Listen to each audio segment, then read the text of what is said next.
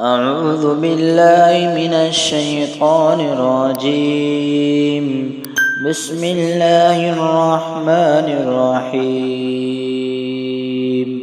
يا أيها الذين آمنوا لا تقولوا راعنا وقولوا انظرنا واسمعوا وللكافرين عذاب أليم.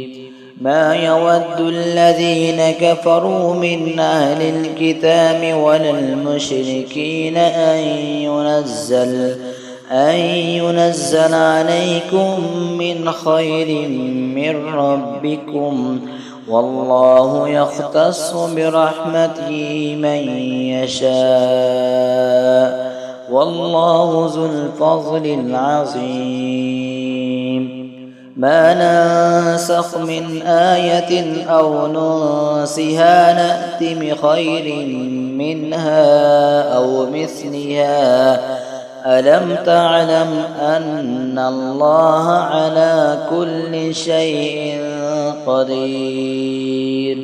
ألم تعلم أن الله له ملك السماوات والأرض، وما لكم من دون الله من ولي ولا نصير.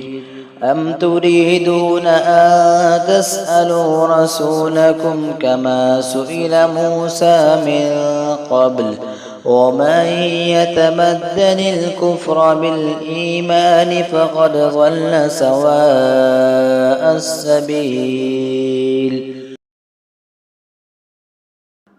ود كثير من أهل الكتاب لو يردونكم من بعد إيمانكم كفارا حسدا من عند أنفسهم من بعد ما تبين لهم الحق، فاعفوا واصفحوا حتى يأتي الله بأمره، إن الله على كل شيء قدير.